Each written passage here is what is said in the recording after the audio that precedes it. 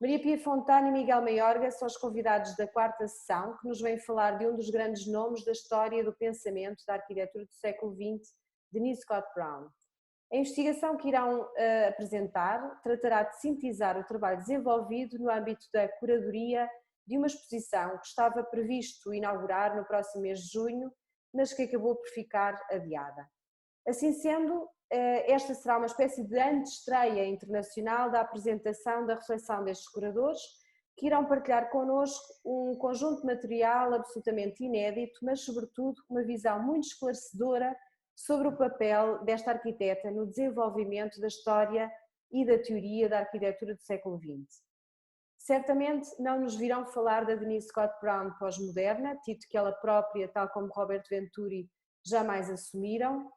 Na Denise Scott Brown, mulher de Roberto Venturi, porque o seu papel foi demasiado determinante para ser apenas mulher de, nem da Denise Scott Brown, importunada pela falta de reconhecimento, uma vez que a história tratará de fazer jus ao seu valor, mas de uma outra Denise.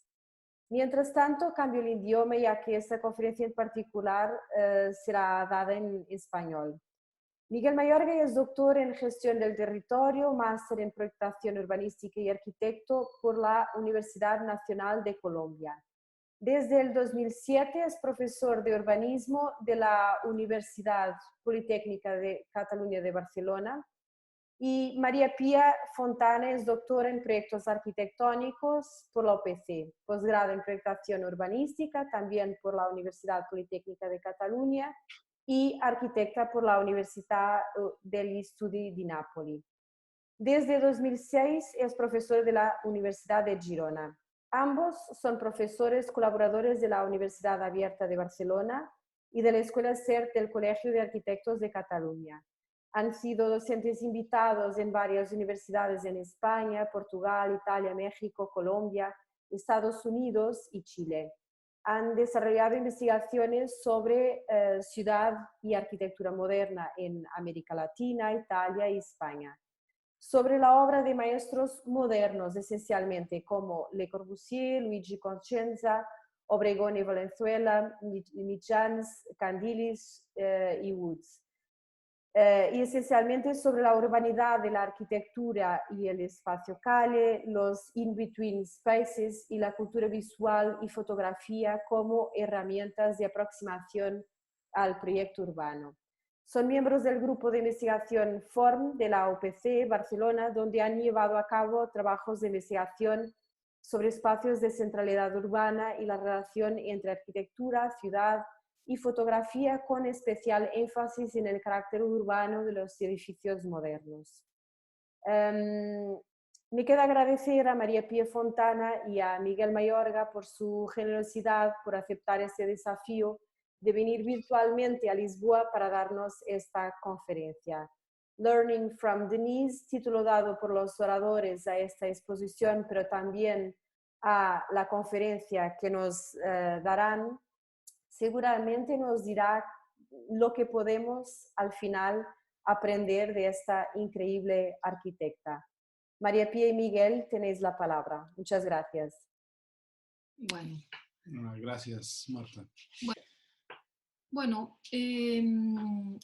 aparte de agradecer a Marta, creo que ya lo dije antes, y a la invitación que nos hizo, realmente esto surge de unas últimas conversaciones que tuvimos aquí en Barcelona, donde compartimos con ella este interés y estas actividades que estamos desarrollando sobre la figura de Denise Scott Brown, para mostrar un poco el aprendizaje que hemos tenido de ella, pero sobre todo para hablar de una faceta muy amplia y una manera muy compleja de parte de esta arquitecta de enfrentarse a la arquitectura, y sobre todo poner énfasis en su figura específicamente al lado, ¿no? Y como figura complementaria y evidentemente muy articulada, entrelazada con Robert Venturi, con el cual obviamente se suele asociar su figura porque toda su trayectoria fue de un trabajo de equipo. El objetivo que tenemos, de todos modos, tiene que ver con la idea de hablar de una figura, de una mujer arquitecta que de alguna manera ha tenido una multiplicidad de intereses, y por esta razón también hemos decidido organizar la presentación a partir de 4 temas, donde en cada caso explicaríamos, en el primer caso, cómo construye su mirada, es decir, haremos un breve y rápido paseo por su vida o por los eventos más interesantes de su vida, sobre todo en cuanto a formación académica e intereses que tuvo. Una segunda parte donde nos centraremos en cómo ella considera el espacio público y sobre todo la vida urbana que se puede dar en el espacio público y cómo llega a plantear una serie de herramientas proyectuales para que éstas se den. Después haremos un paréntesis breve pero intenso sobre cómo ella, junto con Venturi, hacen una serie de proyectos de campus en Estados Unidos sobre todo, aunque también en otros lugares del mundo. Es interesante saber que ellos proyectaron o intervinieron o plantearon reformas en al menos casi 70 campus en Estados Unidos y en el mundo, por lo tanto, una cantidad considerable de proyectos. Y finalmente haremos un paréntesis final sobre la exposición Traveling with Denise que estamos organizando en el COAC de Girona y que esperamos inaugurar en septiembre y que esperamos también que esta presentación se convierta en una invitación virtual y un deseo de que eso se lleve a cabo y que se cumpla. Con Miguel llevamos investigando sobre la figura de Denise desde hace a lo mejor 15 años, porque eso fue un elemento muy importante para el desarrollo de nuestras tesis doctorales, sobre todo en el caso de Miguel. Pero por otro lado, como tema específico de trabajo, en los últimos años hemos decidido centrarnos para como explorar de manera específica su figura y su legado. Por lo tanto, empezamos con el primer apartado que se llama la construcción de una mirada, ¿no? Cómo Denise Scott Brown construye su enfoque a la arquitectura, al urbanismo, a la planificación y a la vida urbana en el espacio público a partir de una serie de circunstancias que van íntimamente ligadas a su vida personal, ¿no? Inevitablemente. Denise Scott Brown tuvo una vida ¿no? Ha tenido una vida muy interesante, muy bonita, muy apasionante. Además de ser arquitecta, es una gran viajera, ha sido una persona que ha vivido en muchos sitios y ha hecho del viaje una forma de vida. Y hasta el final, cuando haremos un repaso de una serie de puntos que son fundamentales en su trayectoria y que compartió con Venturi, habla siempre del multiculturalismo y del aprender de lo pequeño y de lo grande como una forma de vida y de aprendizaje. Nace en Sudáfrica en el 1931, el año que viene cumplirá 90 años. Esa es una fecha importante, ojalá se pueda hacer algún tipo de celebración, ¿no? para homenajearla en vida. Y esta es la casa donde nació, una casa moderna, ¿no? De unos arquitectos modernos de Sudáfrica. Ella conoció o tuvo contacto con Martinsen, que fue muy vinculado a Le Corbusier, y también la figura de Le Corbusier es inevitablemente un referente en su trayectoria con Venturi, dedican varios escritos a él, y es inevitable su referencia al maestro moderno, para hablar siempre de la idea de que ellos no iban en contra de los modernos, sino que sencillamente iban a abordar temas que no habían sido tratados por ellos o que consideraban que tenían que ser tratados de manera más profunda. Y por otro lado, al lado del funcionalismo, ¿no? y de la modernidad arquitectónica, estuvo muy vinculada a todo lo que era lo autóctono y lo popular de la cultura sudafricana, sobre todo con estas imágenes que es bueno que retengan, porque aquí hay un tipo de representación pictórica basada en repeticiones y geometrías y patrones que se convirtiera en el tiempo en un gran referente también de su manera de aproximarse al proyecto. Además del valor simbólico, ¿no? Sí. De interpretar los símbolos del lugar.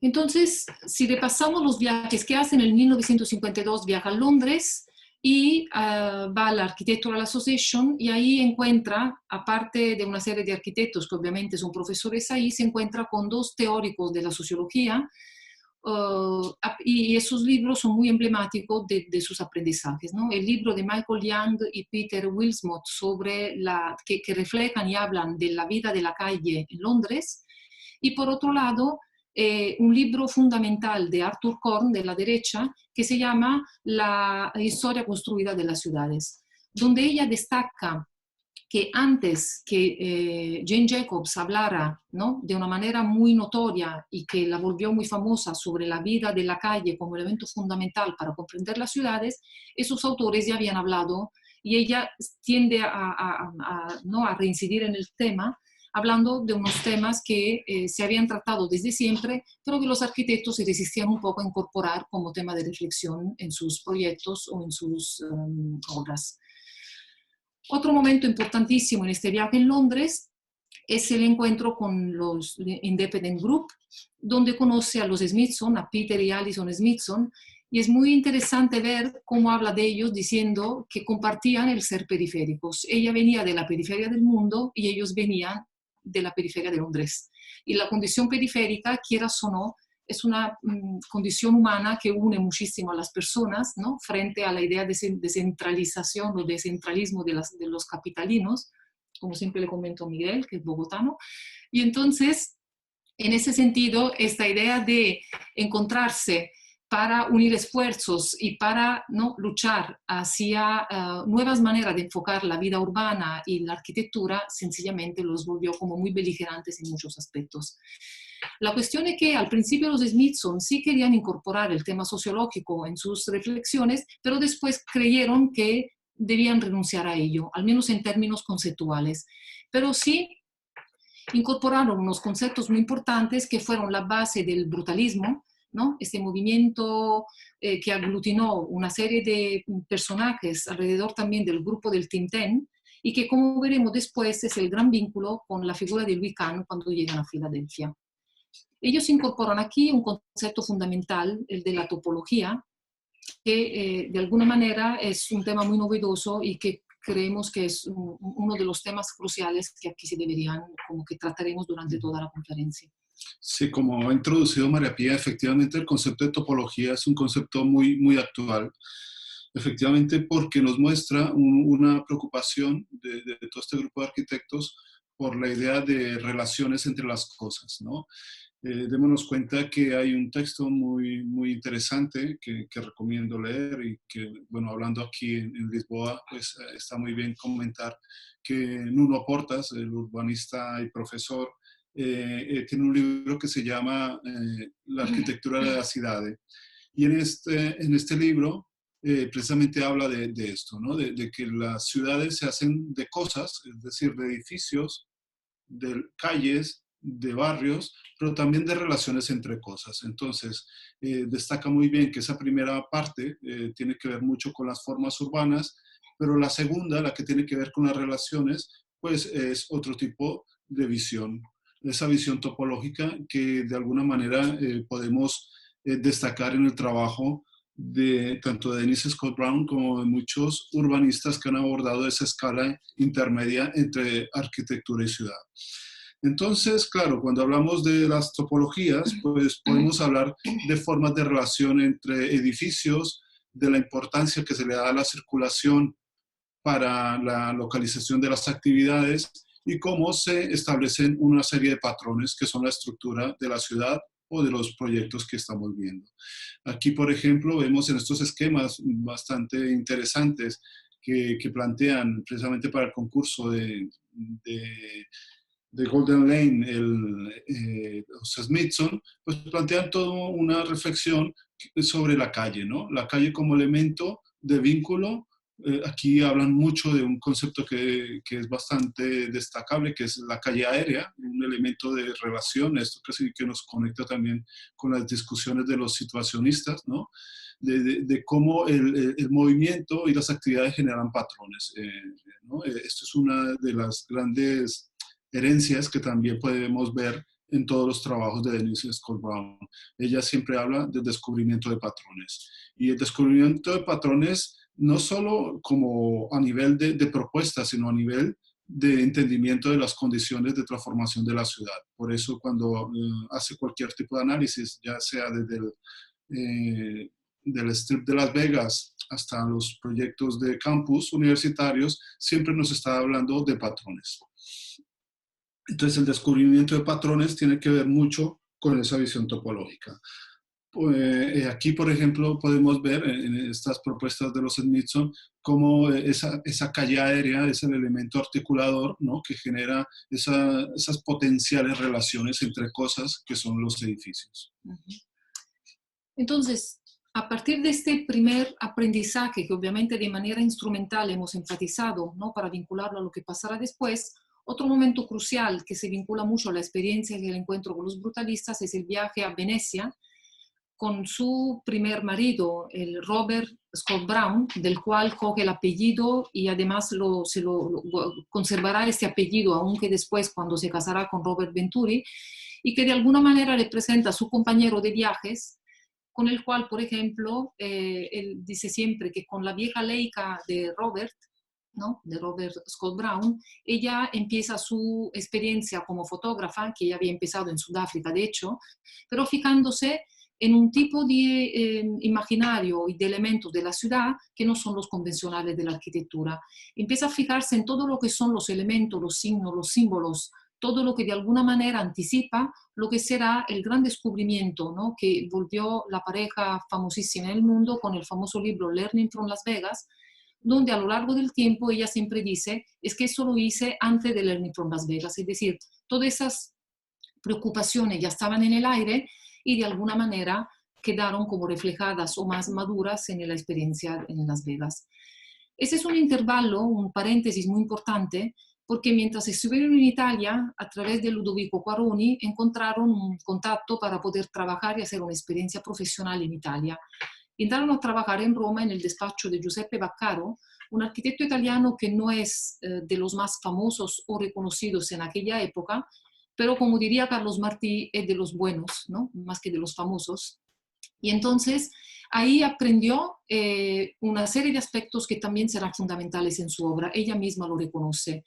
Vaccaro en este momento estaba trabajando en uno de los barrios de la Ina Casa, en el barrio Tiburtino en Roma, que lideraban Quaroni y Ridolfi, pero la atención a este racionalismo cálido, como lo define ella, ¿no?, un racionalismo que no dejaba de ser claro, funcional, pero también atento a las necesidades de los usuarios, lo que de alguna manera también le hace reflexionar sobre la importancia de pensar de manera abstracta y funcional en la arquitectura, pero también en cómo los usuarios vivirán la vivencia en estas casas. Por otro lado, aquí vuelve a Sudáfrica y sencillamente esa es una pincelada rápida para recordar que no dejó nunca de prestar atención a todo lo que era la cultura popular y los símbolos de la cultura tradicional, como ella siempre dice, en Sudáfrica, en Europa, en Inglaterra, en Italia, ahí donde estuvo, se fijó en estos aspectos secundarios aparentemente de la cultura, ¿no?, la popular y no la única. Finalmente, aconsejada por Peter Smithson, decide ir a Filadelfia, porque Peter Smithson le dijo, si tú quieres estudiar planificación urbana, el lugar más importante en este momento en el mundo es en Filadelfia, en la Penn University, donde está Louis Kahn. Sorprendentemente, Louis Kahn no daba clases de urbanismo, es decir, estaba en otro departamento, pero sí que una vez ahí, ella viajó, llegó en Filadelfia y encontró que Louis Kahn ya estaba era un simpatizante del brutalismo y de alguna manera toda esta manera de incorporar esta idea topológica en la arquitectura, ¿no?, que ha comentado antes Miguel, ya era algo que tenía muy en común, por ejemplo, con esta otra edificio que la misma Denise Scott Brown cita, de la Escuela al Aire Libre de Wicker en Ámsterdam, un gran ejemplo de edificio que se plantea la doble problemática de la resolución constructiva y formal del edificio, pero también como elemento estructurante de la forma de vida y del espacio colectivo en los edificios, y del patrón como elemento determinante en su proyectación. Sigue su formación, aquí no me detendré, pero dejamos aquí algunas referencias bibliográficas para que quien pueda volver a ver la conferencia, ¿no?, pueda investigar un poco más, porque el tiempo también nos apremia. Entonces vuelve su encuentro con la sociología, con los temas donde se habla de la vida urbana, de la vida de la calle, y sobre todo hay unos cuantos autores que él conoce en Filadelfia, en Estados Unidos, donde entre ellos destaca Herbert Gans y también el profesor David Crane, que fue su profesor directo, que hablaba de 4 aspectos que la calle debería tener. La calle para él era una constructora de ciudad, era una dadora de accesos, era una habitación y también una comunicadora de información urbana. Y les hizo conocer también otro personaje muy destacado de la sociología que se llama Robert Merton, que planteó una pregunta que más adelante retomaremos, que dice, ¿funcional para quién? Entonces, el para quién introduce el tema del usuario como elemento fundamental a tener en cuenta en la proyectación, que para Denise Scott-Brown y para Venturi se convierte en como un elemento central. Pensemos hoy en día en cuánto es importante el usuario con todos los procesos participativos que se incorporan en los proyectos que hacemos actualmente y cómo en su momento se convirtió en un tema no impuesto, sino necesario para la proyectación. En su formación académica, Denise cursa muchísimos cursos y tiene una formación muy amplia en el ámbito de la planificación urbana, curso de computación, curso de modelos de tránsito, es decir, toda una serie de disciplinas que normalmente asociamos al mundo más de la ingeniería y por lo tanto no solo le interesa la sociología, sino también la modelística de los ingenieros, el tema vinculado al mundo de los informáticos, es decir, muestra como todo un abanico de intereses muy amplio que demuestra su interés polifacético hacia la arquitectura. Y de ahí retomamos también un gran encuentro con Louis Kahn y los aprendizajes que tuvo de él y que se vinculan profundamente a todo el tema de la topología y de la idea de calle interior que aprendió con los Smithson. En el encuentro precisamente que tiene con Louis Kahn, pues aparecen muchos aspectos que son relevantes. Precisamente ese interés por los patrones y también por la representación gráfica de cómo funcionan las cosas, es decir, cómo son las relaciones entre los edificios, dentro de los edificios y cómo las entendemos, ¿no? Es muy importante ahondar precisamente en la forma de representación gráfica, ¿no? Ya decía María Pía que para Denise era muy importante esos bellos planos o esos bellos mapas que realizaban los ingenieros de tránsito, pues démonos cuenta que aquí precisamente estamos hablando de Louis Kahn, ¿no? Y Louis Kahn, cuando hacía sus reflexiones, ya fuera para un edificio o fuera para el caso de resolver la circulación y la estructura de una ciudad, pues se planteaba ese mismo lenguaje, ¿no? El lenguaje de los patrones y de los grafos y de esos elementos de representación a los que recurren normalmente los ingenieros, ¿no? Podemos ver, por ejemplo, aquí un diagrama. Este diagrama es muy interesante porque demuestra una reflexión que él tuvo a la hora de proponer una iglesia unitaria para Nueva York, ¿no? Entonces, él, si lo pueden buscar en una serie de entrevistas que dio o en textos donde se ha publicado su obra, él explica que cuando tuvo que explicar su proyecto, no tenía ni idea de cómo iba a ser una iglesia unitaria. La misma lógica de la explicación del diagrama fue la que dio la visualización de cómo podía llegar a ser el proyecto. Entonces es muy interesante entender esa estrategia de proyectación donde las relaciones entre los elementos son las que vienen produciendo la forma, ¿no?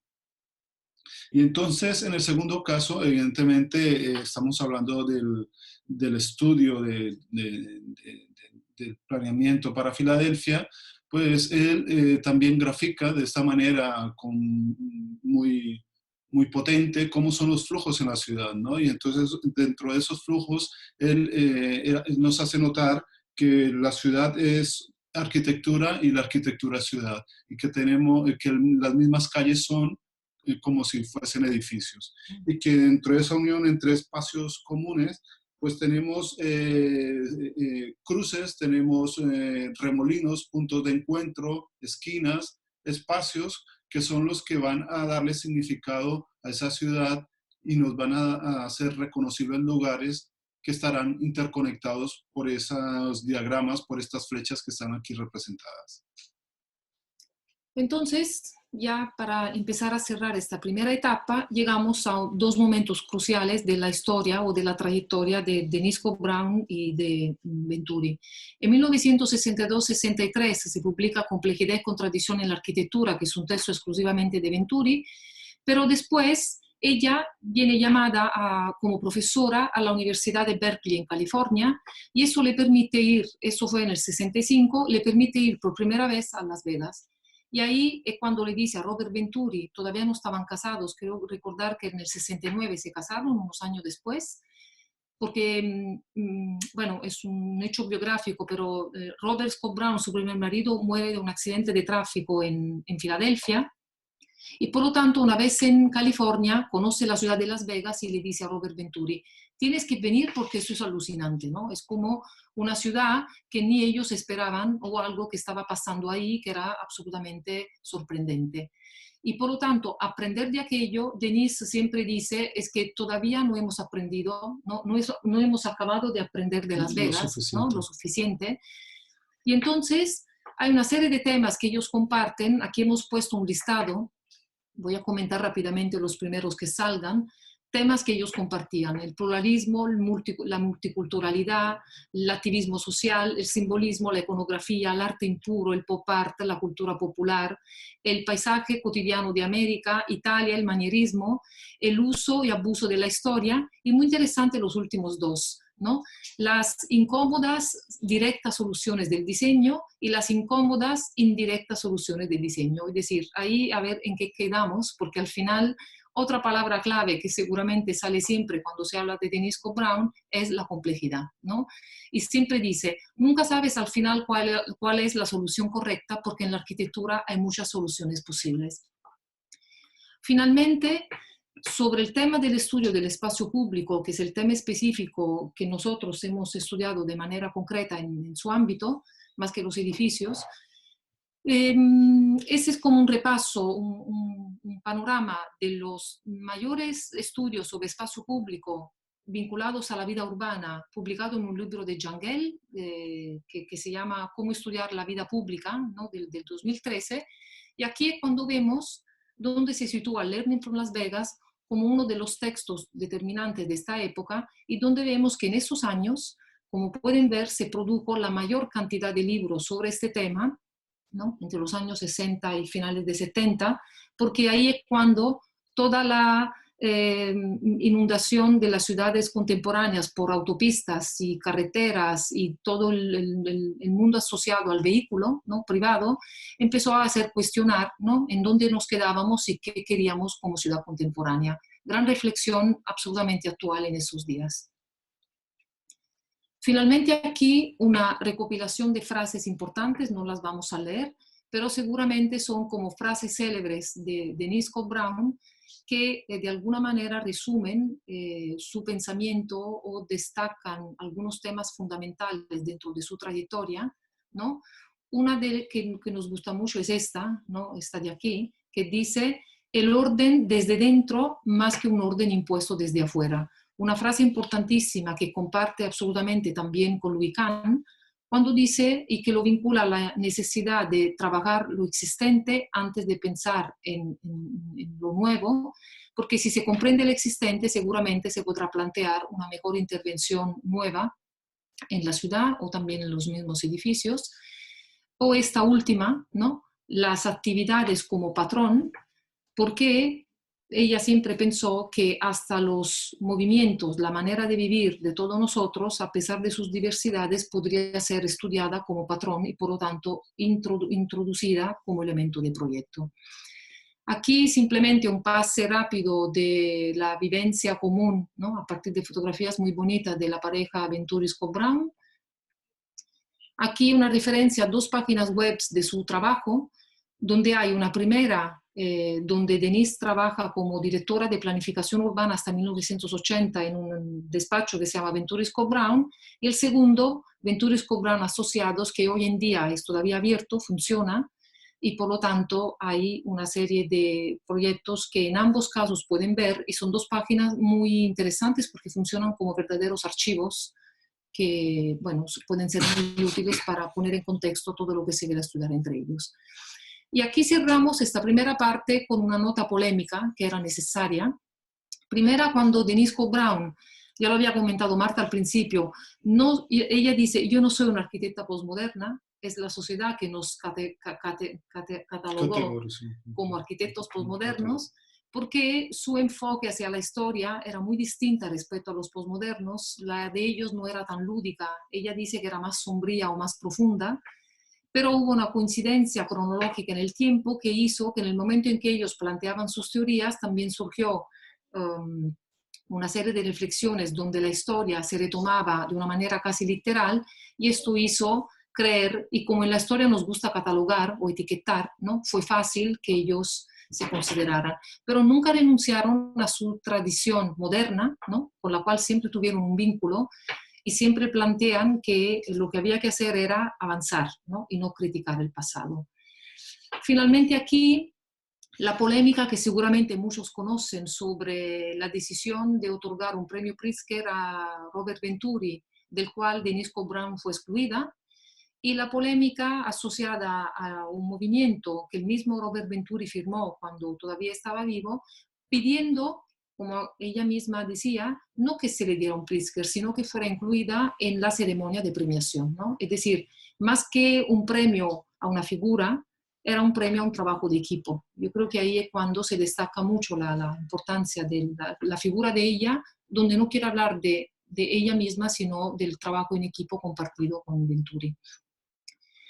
Y finalmente aquí un pequeño homenaje, ya que estamos hablando de premios Pritzker, a las Grafton Architects que han ganado este año el premio Pritzker, donde paradójicamente se destaca su obra por las mismas razones por las que estamos aquí hablando de Denise Cobb-Brown, de su vinculación con los Smithson, con el brutalismo, también con inquietudes que compartía Kahn. Con el tipo de encargos y proyectos que muchos Sí. son campus universitarios. Sí.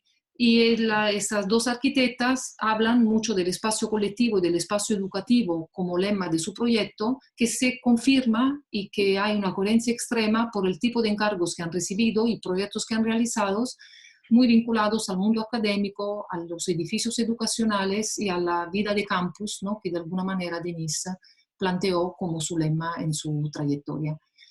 Y ya con esto pasamos a la segunda etapa, donde hablaremos de espacio público y vida urbana. En este segundo apartado ya hablaremos de una manera en que Denise plantea la aproximación a la arquitectura y a la proyectación y a la planificación urbana. Entonces, esta frase que su profesor en Penn, en la University of Pennsylvania, le hizo conocer, en Penn, sí, dice, ¿funcional para quién? ¿No? La gran pregunta es, ¿para quién hacemos la ciudad? ¿Para quién hacemos la arquitectura? Entonces, aquí pone el centro de la atención sobre un tema fundamental que es el usuario, el ciudadano y la diversidad de personas que somos todos, y cómo la arquitectura y el urbanismo sobre todo deben ser capaces de recoger esta diversidad y por lo tanto esta complejidad más que la homogeneidad. Entonces, hay una serie de aspectos que construyen su trayectoria proyectual, ¿no? El uso de los patterns, de los patrones, ¿no? Entonces, la idea de la actividad como patrón, ella explicaba que todo lo que son comportamientos se pueden explicar, ¿no? Entonces, nosotros, en el fondo, a pesar de ser todos distintos, tenemos rutinas, tenemos capacidad, tenemos repeticiones. Entonces, tenemos la cotidianidad y lo ordinario, que ese es otro de los temas que le interesaba mucho a Denise, ¿no? O le interesa. Entonces, lo ordinario y lo cotidiano tiene que ver mucho con los patrones de desarrollo de actividades a lo largo del día o en ciclos. Y precisamente por eso le interesaba mucho no solo mapificar las condiciones físicas de esas relaciones, sino también las condiciones dinámicas, ¿no? Entonces, por eso se interesó tanto en los ejercicios de análisis de los ingenieros de transporte, e incluso también sobre la caracterización social de los distintos ámbitos, o también incluso sobre visiones que tenían que ver más con la economía urbana. Y como el patrón, que también era algo que utilizó Louis Kahn, acaba siendo una manera de interpretar una serie de eventos que son dinámicos en la ciudad, pero esquematizados para que se puedan interpretar como algo que sea repetible y que te permite entender la realidad de una manera desde el dinamismo, pero estable, ¿no? Entonces, hoy en día es muy fácil o más fácil esto porque tenemos acceso a datos, ¿no? A ella le interesó mucho el tema de la programación computacional, el uso de los ordenadores, de los datos, como elementos para incorporar al proyecto, que hoy en día poco a poco, ¿no? Se va asumiendo como forma de incorporar información, por ejemplo, la demografía, ¿no? Esa es una cosa que ella destacaba mucho. La demografía, los desplazamientos, los movimientos rutinarios, las edades de las personas, todos esos datos ayudaban a configurar nuevas topografías, ¿no? Y nuevas interpretaciones de las realidades que después se interpretaban y sistematizaban a través de lo que ella llama los patterns o los patrones, y que eran comunes también a lo que hacían los Smithson o los del Team 10, o por qué no también el tema del patrón en los últimos proyectos del mismo Le Corbusier, ¿no? Como esta idea de encontrar elementos que se repiten y que de alguna manera, si no los proyectas, los puedes interpretar o identificar en la realidad existente. Esto fue lo interesante de su apuesta, que lo existente, por muy caótico y desordenado que pueda parecer, se puede ordenar, pero no a partir de una realidad impuesta desde fuera, sino interpretando el orden que la misma realidad tenía.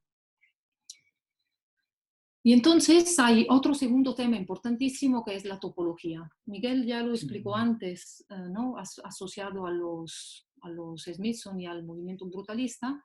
Pero sí, a nosotros nos gusta mostrar mucho esta secuencia. secuencia de imágenes porque es el campus de Williams.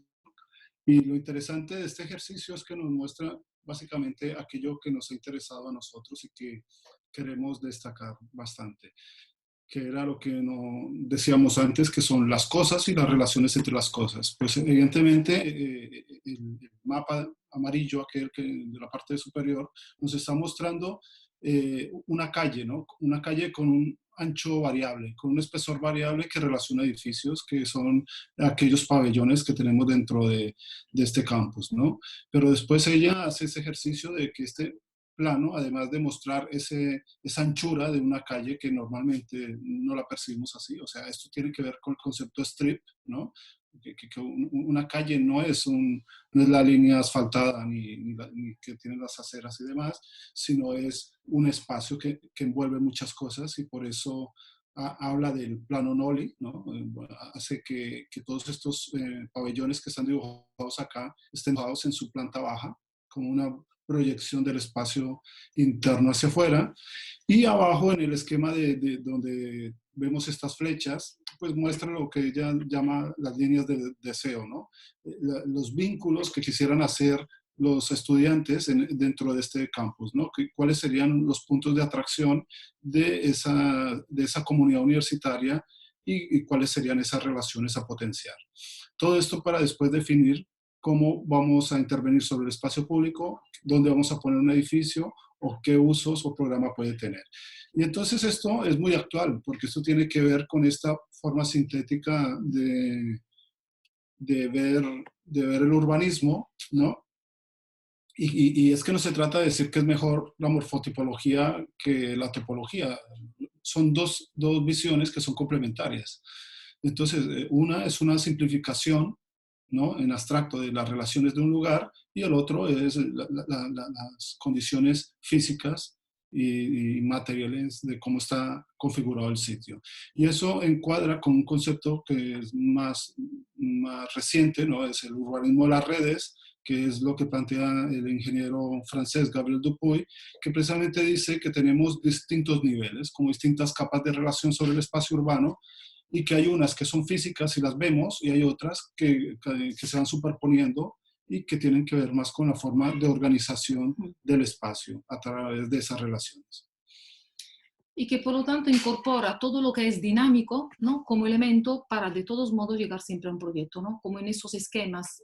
Todo el archivo de Denise está lleno de esquemas de este tipo, hechos a manos, hechos con colores, hechos de distintas técnicas de representación. Parecen mapas casi, estos son mapas estratégicos, sí, ¿no? Parece un mapa militar, ¿no? Con unos objetivos muy marcados, con unas líneas de recorrido muy evidenciadas. Y claro, aquí ustedes preguntarán, ¿pero para qué todo esto? Lo que ustedes ven en el medio, que es un edificio en forma de L con una de color anaranjado, es el proyecto que termina tratando de articular todos esos vínculos que ellos están planteando como pregunta allí.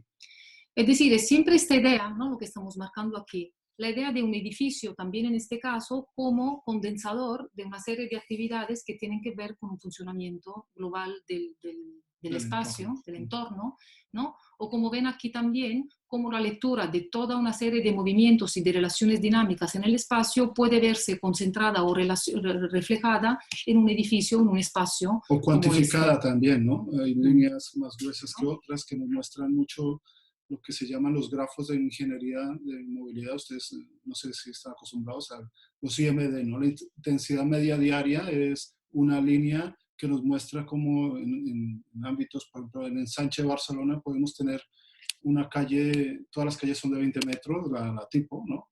Pero hay calles que se usan más que otras, ¿no? Entonces, precisamente el interpretar la intensidad de uso de las calles es uno de los retos que ya se plantea, o de también ir un poco más allá de la construcción de la calle a las grandes zonas. Tampoco le interesa el zoning como aquella visión normativa que nos dibuja la planta de un edificio y le atribuye una función, pues ellos prefieren hacer este tipo de análisis donde entienden que hay áreas, que hay ámbitos que son zonas, ¿no? Zonas muy amplias, más que zonas son ámbitos. Otro concepto importante que incorpora en su proyectación es el de centralidad, ¿no? Que en el fondo va muy ligado a lo que acabamos de ver. Entonces, la idea de que un grupo de personas alrededor de un espacio crea centralidad, ¿no? Es lo que finalmente un edificio como lugar aglutinador o un espacio urbano puede configurar una centralidad en un espacio. Y aquí también hay toda una serie de gráficos y reflexiones y dibujos, ¿no? de sus archivos, donde esos temas quedan como plasmados como elementos determinantes para dar orden al espacio conocido. Sí, sí hay una cosa que ya hemos visto y que rompe con la idea de calle como un elemento físico, sino como y va hacia el concepto de franja urbana, ¿no? En torno a una calle, pues cuando habla de centralidad pasa lo mismo, ¿no?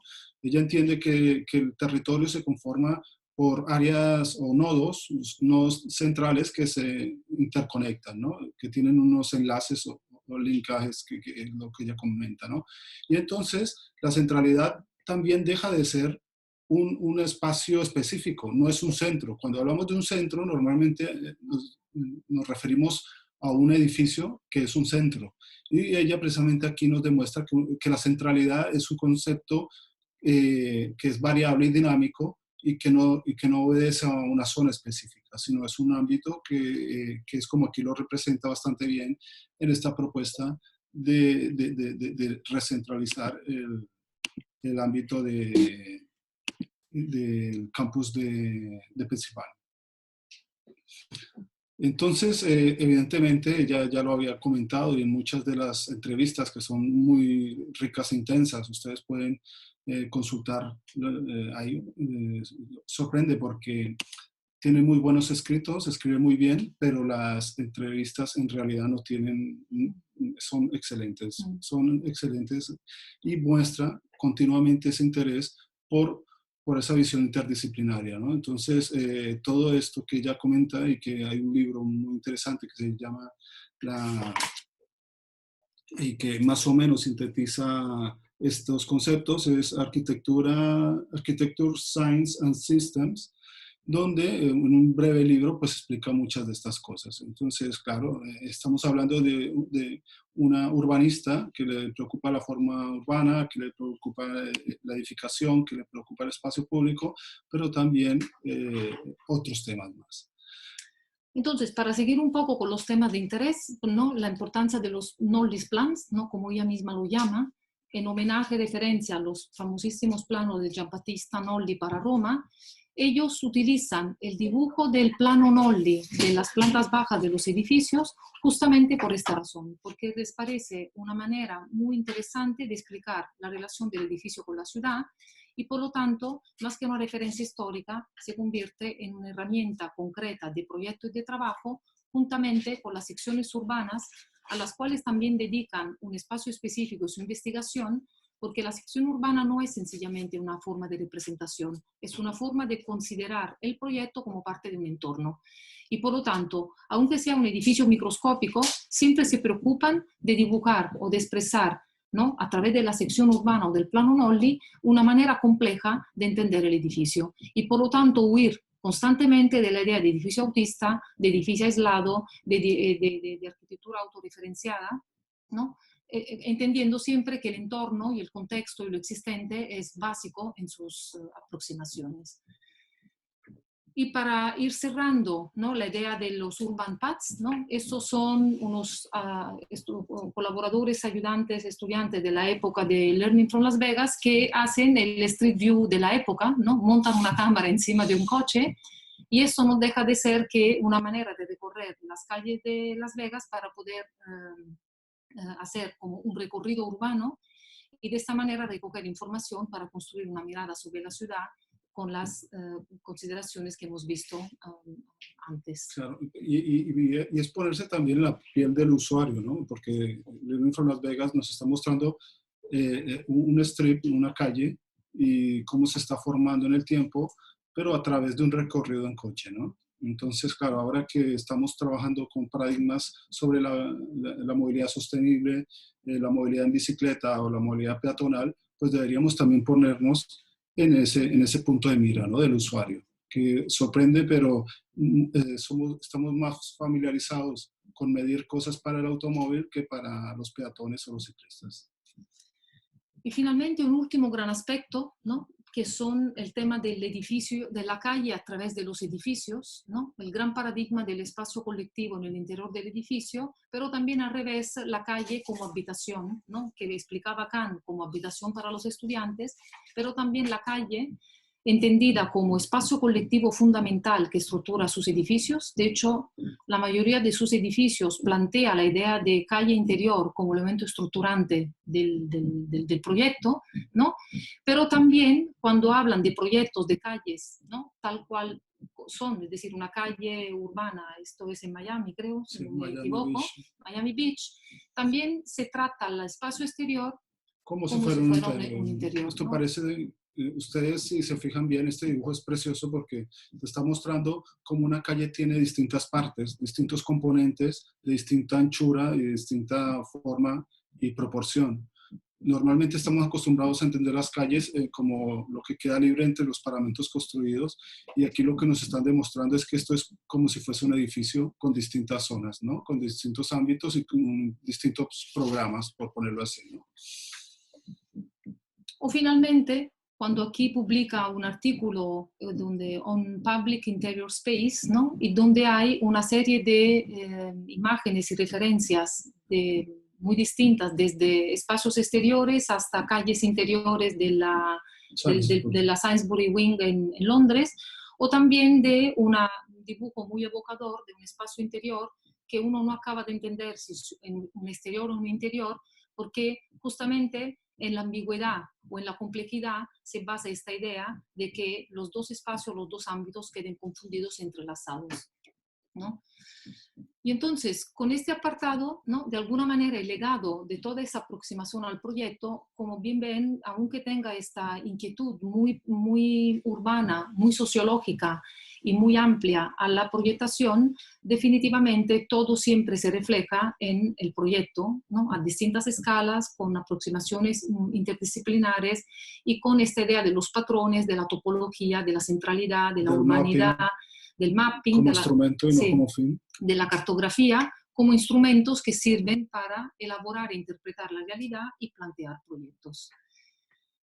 Venimos a un tercer apartado, que es el de los campus, ¿no?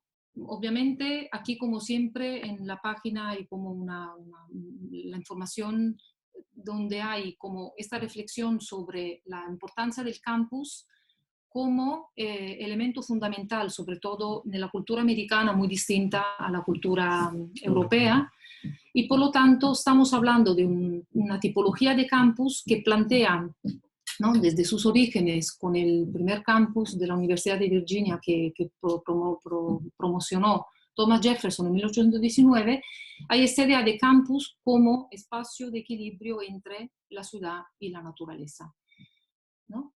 Sí, Carlos Martí.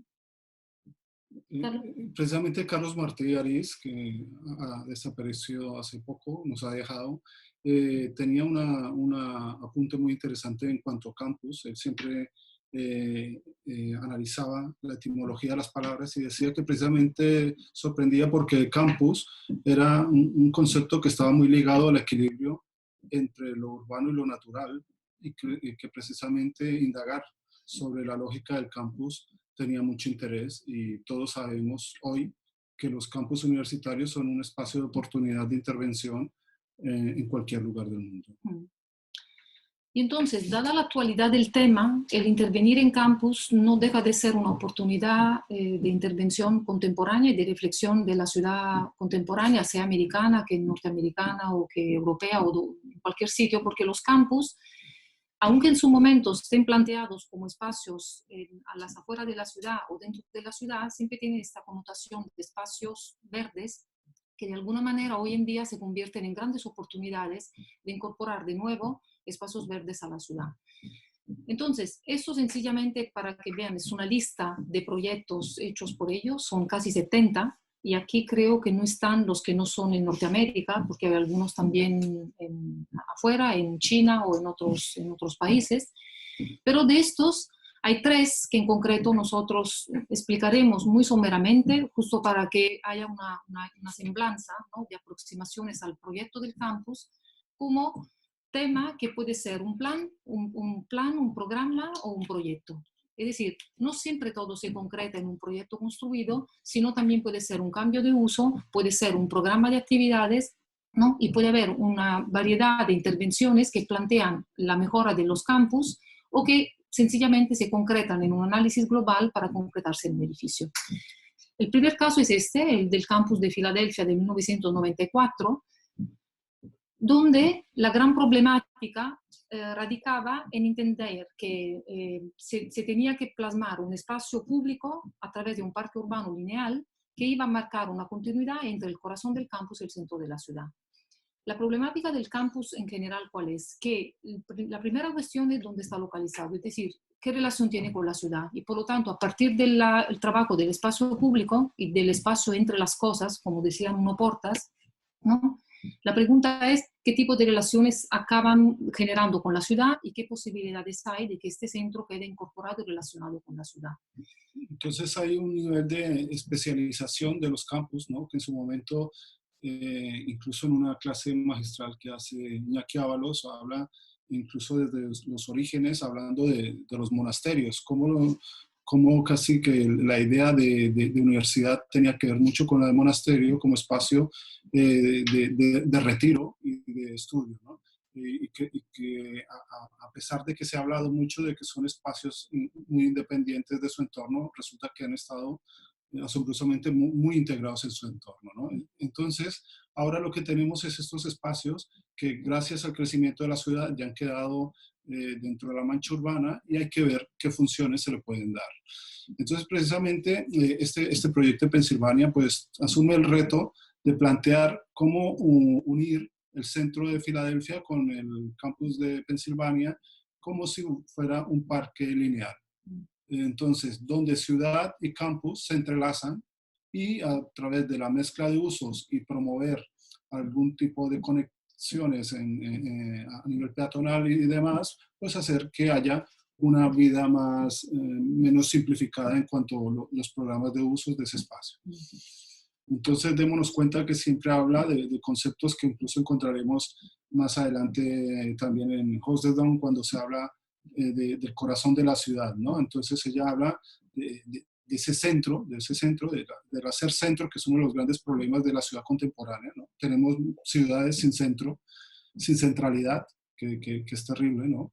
Pues entonces, efectivamente, plantearse cómo hacer centralidad mezclando usos, mezclando accesibilidades e intensidades de vida en lo cotidiano. Entonces, si en este primer caso la cuestión era, pasamos rápido, ya vemos, faltan unos 15 minutos, vamos cerrando. La idea es que, claro, el tema es el mismo en principio, pero son muy distintas las soluciones. En el primer caso era cómo un campus puede ser un pulmón verde para la ciudad, debido también a la relación existente con ella. o este segundo caso que es del 2002, que es la Universidad de Michigan, donde la problemática es otra, ¿no? Entonces, donde a partir de un problema casi opuesto, o sea, de una gran dispersión de actividades, se plantea un conjunto urbano con una calle interior como lugar centrífugo y catalizador de actividades. Es decir, en este caso el problema es el opuesto.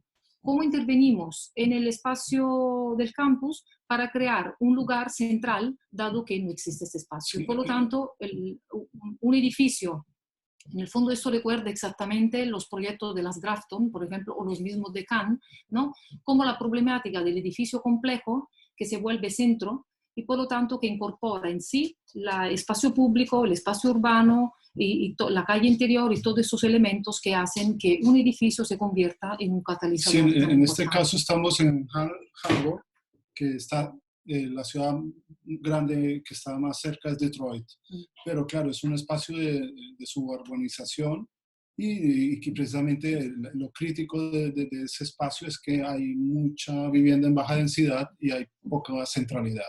Entonces, la propuesta va por tratar de otorgarle una identidad a ese campus que ha crecido por extensión.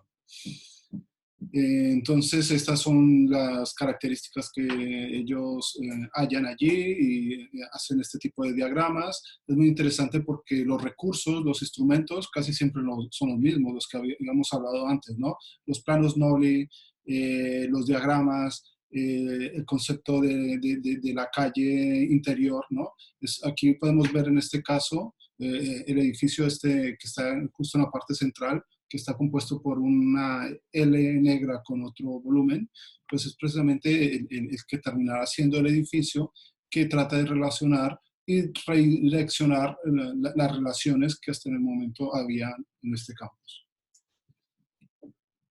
También aparece este tipo de discusiones, ¿no? Volvemos otra vez a hablar de la centralidad, de los focos, de los nodos a nivel territorial y cómo los podemos vincular, ¿no? Siempre estamos con este tipo de referencias de la estructura del territorio y la ciudad. Sí, porque en este caso el proyecto se encontraba disperso en 6 unidades y entonces la idea es cómo a partir de 6 núcleos que se identifican se consigue un único espacio aglutinador, siempre a partir de sus análisis topológicos, de las actividades, de lo existente. Aquí es importante reincidir en una serie de temas, ¿no?, que acaban plasmándose también en conceptos como los paseos, ¿no?, o los ejes verdes, edificios que son... Es decir, nunca hay una solución única, siempre hay un planteamiento donde hay un proyecto que puede estar asociado a un espacio urbano o un espacio urbano asociado a un parque, es decir, siempre se plantea una idea de respuesta y sobre todo, por ejemplo, el tema de las líneas del deseo, ¿no? Cómo a partir de la observación, y eso se nota mucho en el campo de Providence, cómo esta idea de la, que es una problemática, una tercera, distinta a las que hemos visto ahora. Si la primera era conseguir un espacio más verde que podía volverse también para la ciudad, y en el segundo era cómo construir centralidad a partir de la dispersión del espacio del campus, aquí el problema es otro.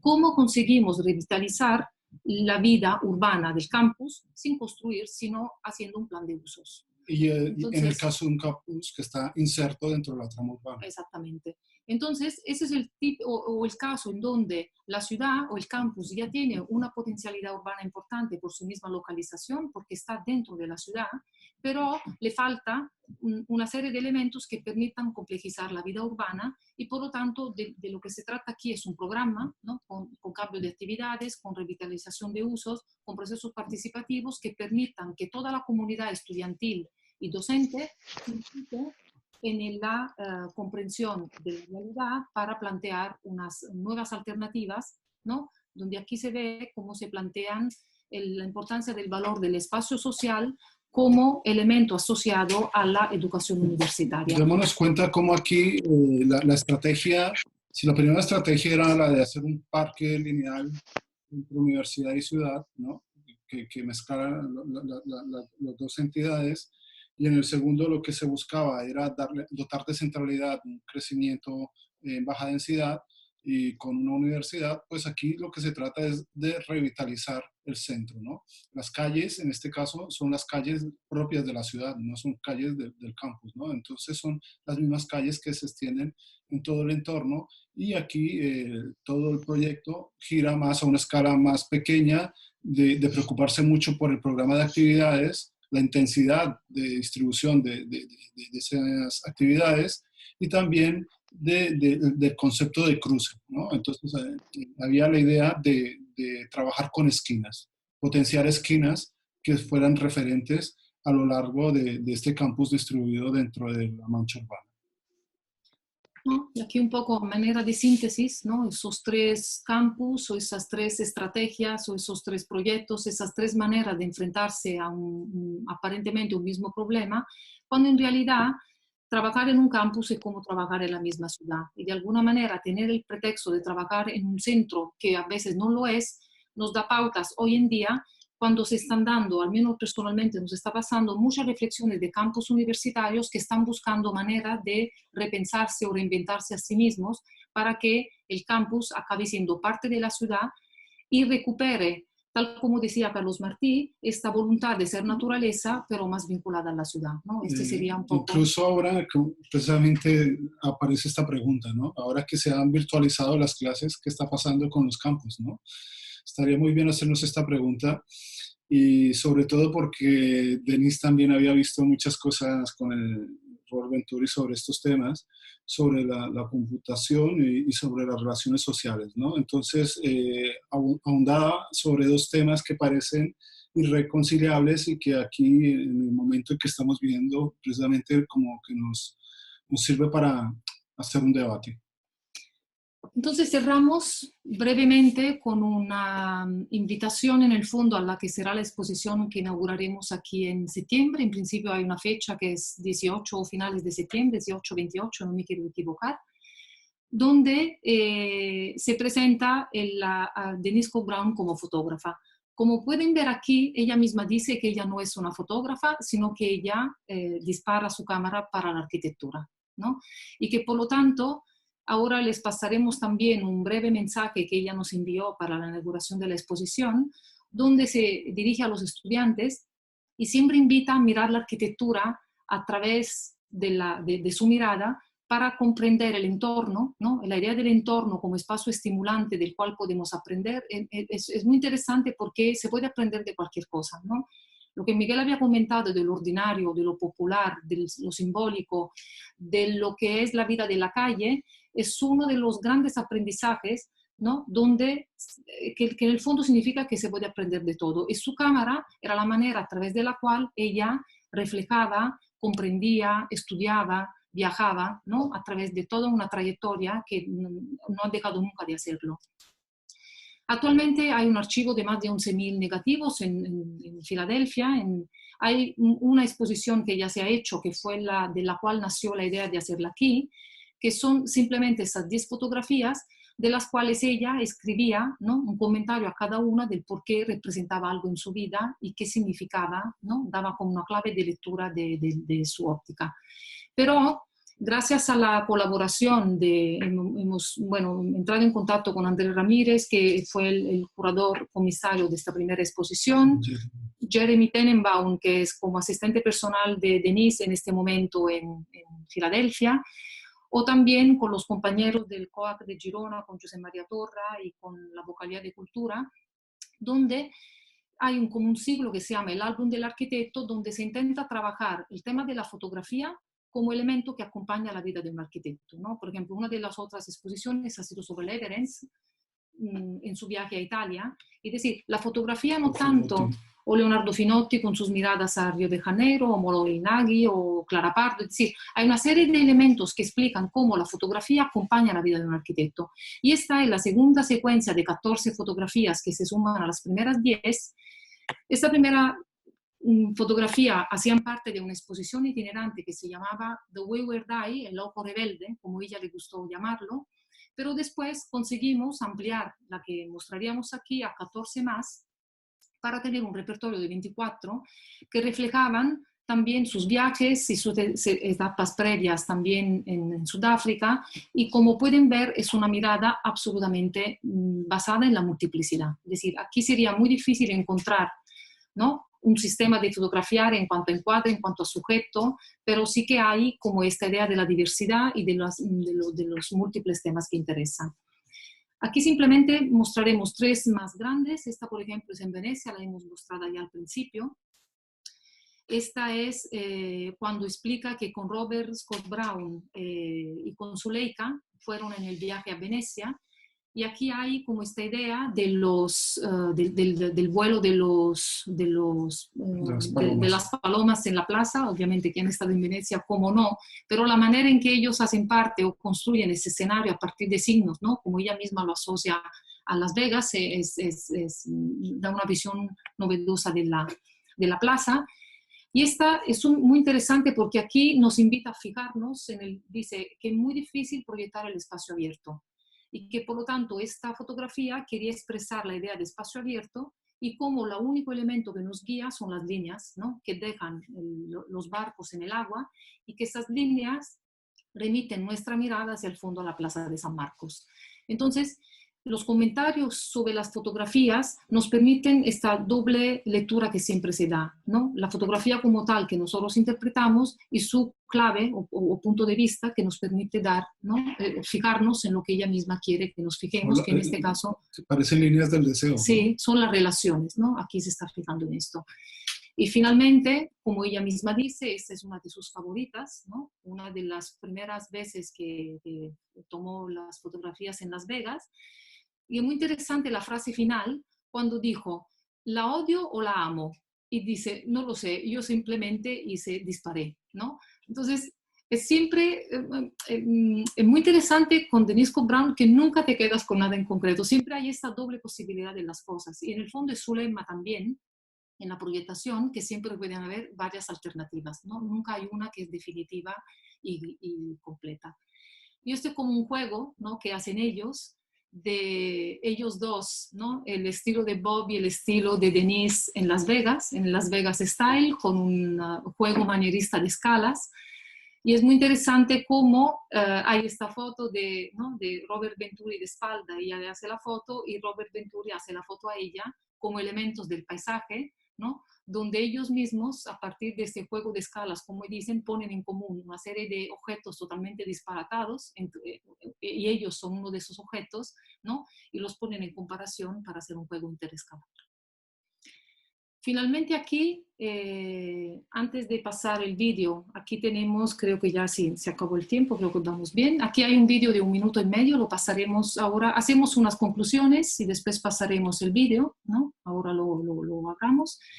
Cerramos con legado de Denise Scott Brown. Nosotros tenemos, bueno, en nuestra trayectoria profesional, un City for Urban Lab se llama, en el cual hemos incorporado a nivel profesional muchas de sus enseñanzas. No les vamos a mostrar aquí los proyectos, pero esta es la página web a partir de la cual incorporamos este análisis de ciudad a partir de cartografías, a partir de datos y a partir de todos esos análisis topológicos de patrones, ¿no?, que ella misma nos ha enseñado y que hemos incorporado actualizando una mirada que llevábamos desarrollando hace tiempo.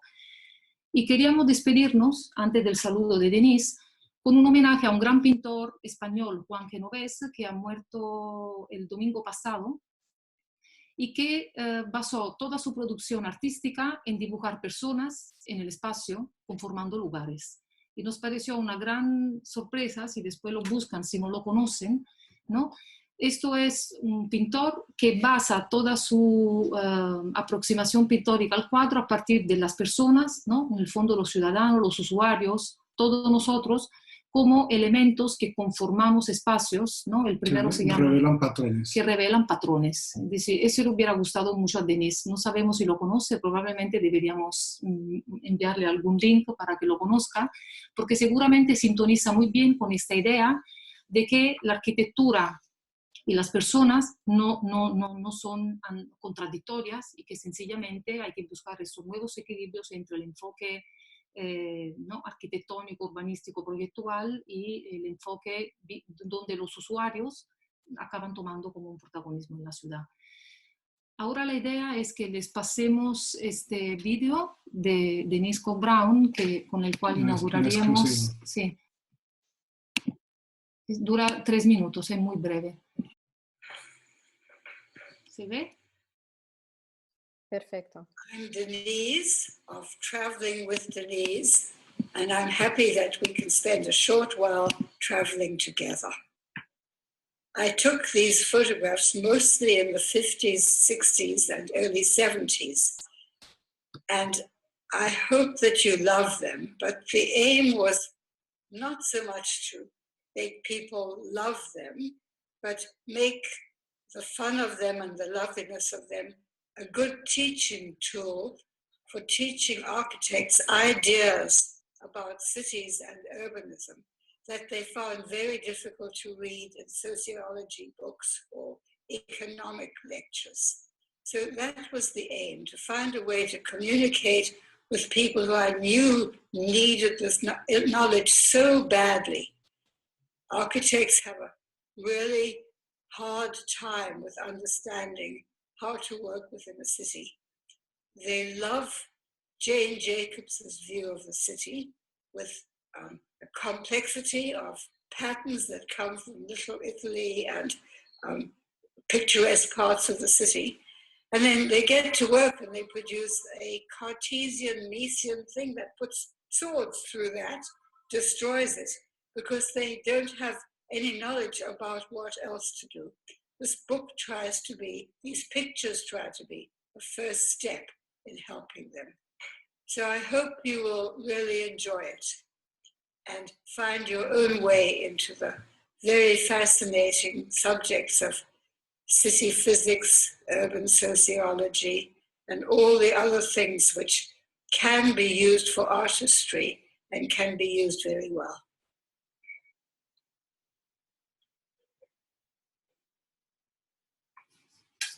Collegio of Architecture of Girona, thank you very much for hosting this exhibition. And students here, I hope you will really enjoy it and learn to love all these things that I have learned to love. Brilliant.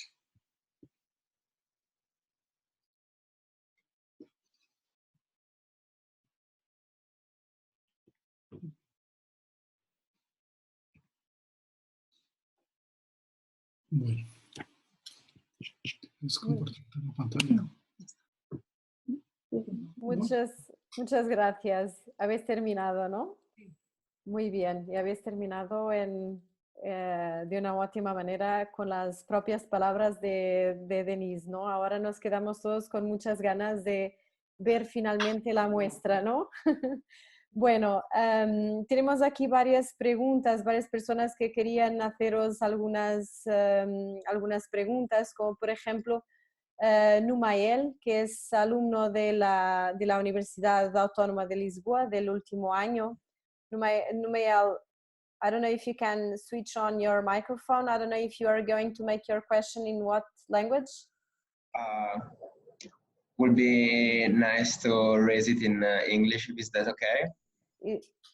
¿Está bien para vosotros? Yes, if I don't understand, I ask you to... Okay.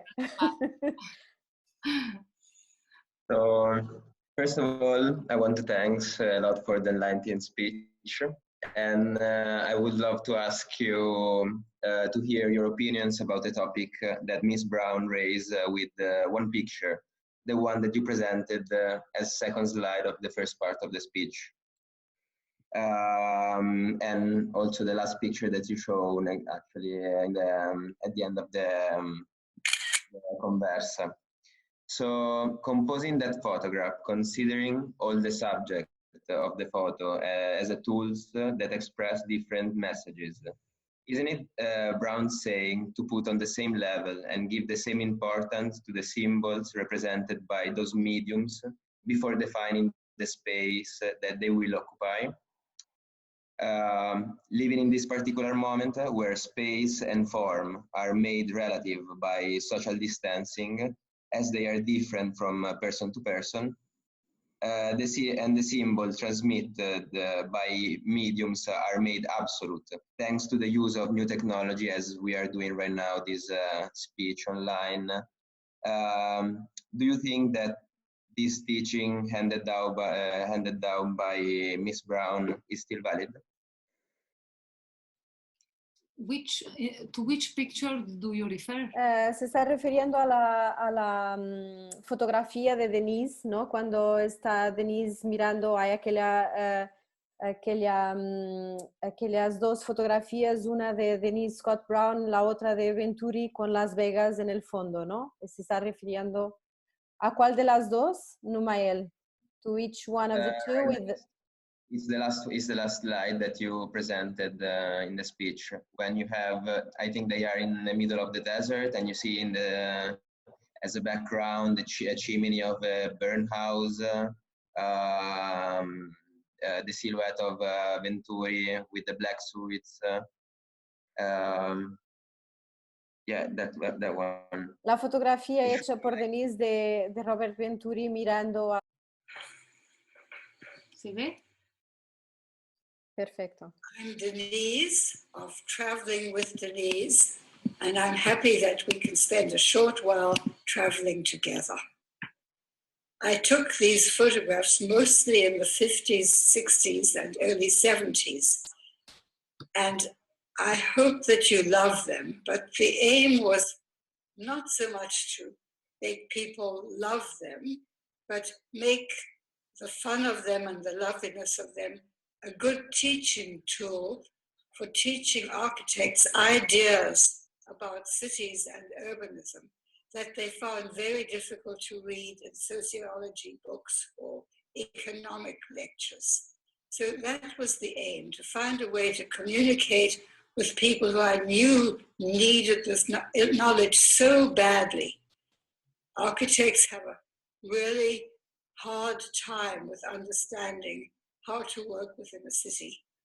They love Jane Jacobs's view of the city with a complexity of patterns that come from Little Italy and picturesque parts of the city. And then they get to work and they produce a Cartesian, Miesian thing that puts swords through that, destroys it, because they don't have any knowledge about what else to do. This book tries to be, these pictures try to be the first step in helping them. So I hope you will really enjoy it and find your own way into the very fascinating subjects of city physics, urban sociology, and all the other things which can be used for artistry and can be used very well.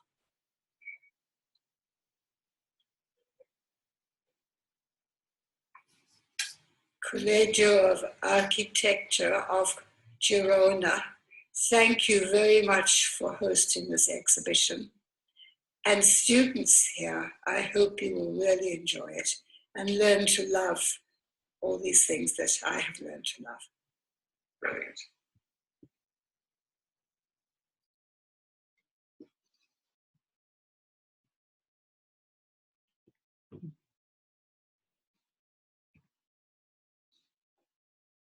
Bueno.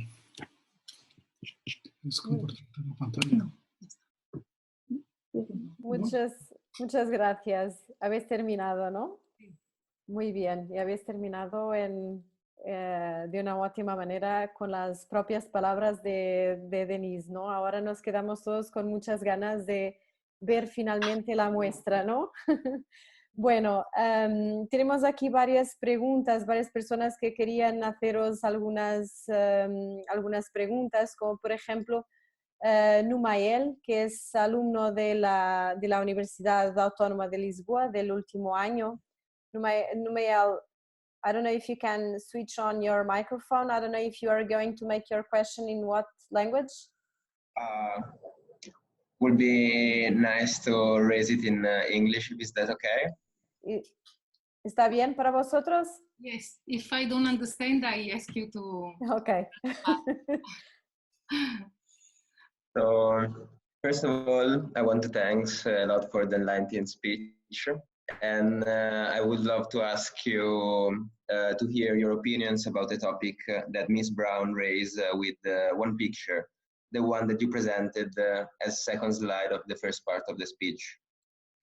And also the last picture that you showed actually at the end of the conversa.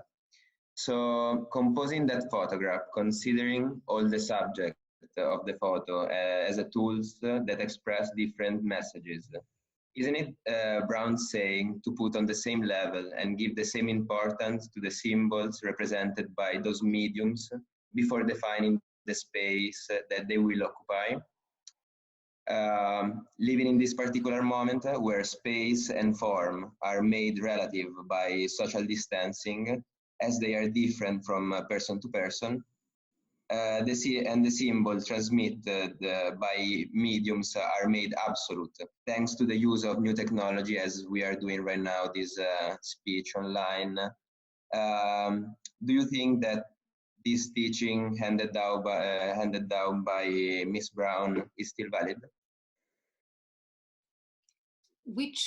To which picture do you refer? Se está refiriendo a la fotografía de Denise, ¿no? Cuando está Denise mirando, hay aquellas dos fotografías, una de Denise Scott Brown, la otra de Venturi con Las Vegas en el fondo, ¿no? Se está refiriendo a cuál de las dos, Numael? To each one of the two? It's the last slide that you presented in the speech. When you have, I think they are in the middle of the desert, and you see in the as a background a chimney of a burn house, the silhouette of Venturi with the black suits. Yeah, that one. La fotografía hecha por Denise de Robert Venturi mirando a Las Vegas. Es que yo me he distraído porque creo que Denise Scott Brown está aquí. Okay. Unmute there. Can you hear now? Good. Yes. I said, Bob reminds me in that black suit. Why a black suit in the desert? There was good reason it was a coincidence. He had to go and ask for some money to do our study, first of all, and then we went driving. So anyway, I turned him round like a Magritte painting where you don't see the face because he was wearing that black suit. We took other ones of him with his face, but that was the funniest one. And then I began to do scale plays because he loves scale plays. So I put his head and the skyscraper at the same height. And when you did that, there was a burnt down house in front, very near. And the chimney of that house was, again, the same height as the top of the 22-story building. So we were playing with scales and the way the manorists did and that we admired in this picture just for fun. And then suddenly, something in those pictures, I was saying, I am the monarch of all I survey. That is a poem in English by I think it's Shelley or Keats. And in the pictures, I'm also the one you saw of the skyscrapers with the sun coming through, taken at 5 in the morning in a hotel in New York. I was thinking of Feininger. And I used Paul Klee very much because he uses mathematical symbols and he makes great fun. And then there's another strange thing has happened. You will see that I have used a beach to talk about how the algorithms of urban models can be represented by people and their behavior. And I show the beach to show that people or small groups of people assume the maximum distance they can in the space available. And if 25 more families join, it's the same principle, but they just get closer. Now that has come so relevant today. You will see pictures of beach photos all over the papers saying to people, do social restrictions, find your right spacing. I want to write back and said, people do find their right spacing. Go and look at those early beach photographs.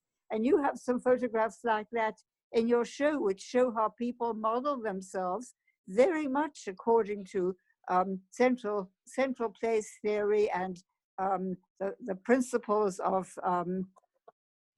I forget their names again. In physics, where you cluster around one pole of a magnet or two poles, gravity and potential. And cities do the same thing, but so do people on beaches do the same thing. You see gravity and potential models all over, people wearing their bathing trunks and bare feet. So it's lovely to see those actual patterns. And I was trying to enthuse architects to make them fall in love with those patterns. There's one you have in there of the city of Philadelphia, 1956. Go look at it. It's so beautiful. I want people to say, what's that? Put their nose right in the picture and try to understand all the differences. It seems I've been running out of battery. I don't know why. Tocó la pantalla y se apagó. Yeah, maybe that's okay now.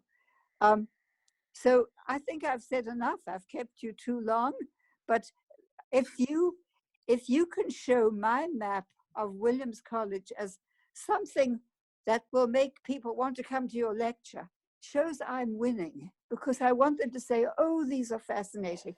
And let's not make one that's the size of a stamp, which is what architectural journals do. You want the map, you'll see it. It's not important, so we'll make it very small. And they've also warned me, don't put text anywhere other than under a picture, because architects won't read it. So in my book of photography, I'm doing that, and I'm making the maps 25 inches long, but not very high, a landscape book. And you can see the strip that way, you can see the Karoo Desert in Africa, and I'm beginning to fold Africa more into the overall thing now.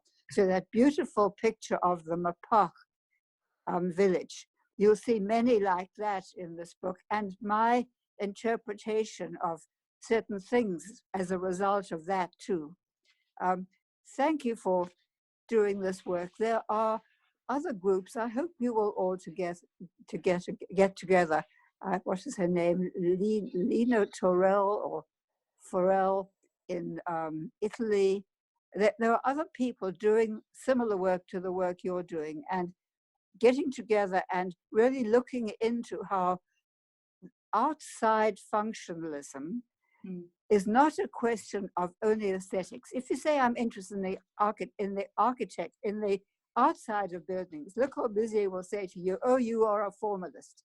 He didn't mean that. He meant, I'm so keen on making it look like a Braque painting, I can't let you get anywhere near it.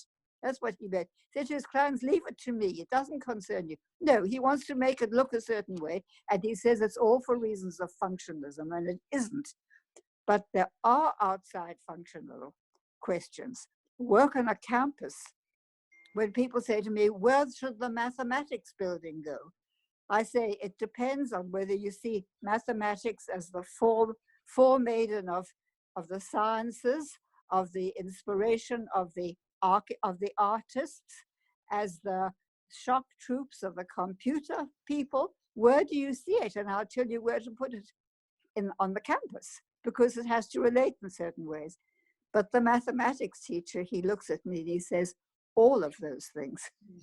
So I know I must make it very central, but those activity relationships are terribly important to how people meet on a campus and how they share ideas. Serendipitous meeting can be planned for, and very much is looked for now in the life sciences. So understanding these relationships, again, I left off urban planning because Nixon and also Reagan made it much too expensive for me and too unfunded to ever do it. I was just basically losing too much for my office. Just at that time, campus planning started to be a very big thing. And I could put all my urban knowledge into the relationship between the campus and the town and gown, they call that, and the relationship of the campus and its parts to itself.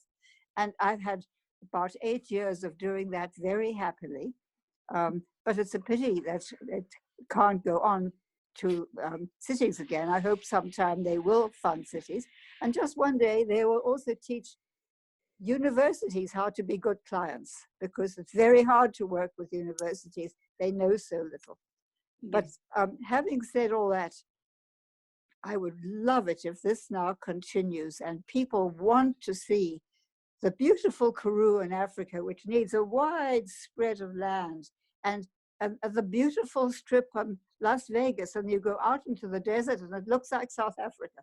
And also I can show, for example, Soweto, where Trevor Noah grew up, but I was photographing it. I came from England and looking at the Smithsons, and I went right to Soweto in Johannesburg and started photographing that.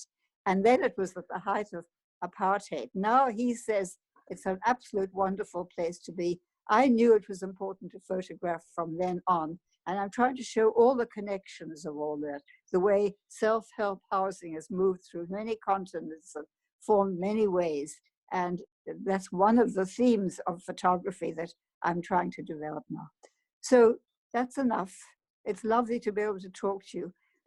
I will not be here, and you will still be continuing this work. And if you have fun and you have a sense of irony, and if you can learn to laugh as well as cry, sometimes laugh so you do not cry, these are all ways in which you can take this with an open mind and an open spirit into a new way of looking at architecture, so that architects don't have to go to urbanism and say, well, what did Le Corbusier do? What did Zaha do? I can tell you, Le Corbusier would not have done with Ville-Radieux what everyone else had done, and he didn't get the chance to do even one. If he had done it, he would have shown people, you break down your own examples when you meet reality. I'm sure he would. He was too good an architect. Everyone else has ruined every city in the world by what they do. You look at Pudong from Shanghai, and it looks like fairyland. Just beautiful, these fairy towers rising above the river. And you come out of one of those buildings and you're almost killed by the traffic. There's no understanding of how it should be related to give all the things that must happen in the city, the space. It's just a grid. A grid is not a bad thing, but it's how it's planned and how it's not related and how it's not true. These things could hold the key for people who say they love Jane Jacobs. I love Herb Gans much more than Jane Jacobs, but okay, good to like Jane Jacobs. Then why don't you learn from her? Learn about the patterns that she talks about, not just lay a Cartesian set of rectangles on everything and break down all the existing patterns. Basta. Basta. Thank you very much. Thank you very much for your wonderful answer to Numael. I think that he's quite satisfied with the answer. Good. I don't know if Nuno Grande can pose his question, taking advantage that Denise is also here with us. Yes, I hope I answered that question. Yes, I think you did. Good. Well, this is a gift for us, so you can answer to all. Well, it's wonderful when we have our object of work speaking to us directly.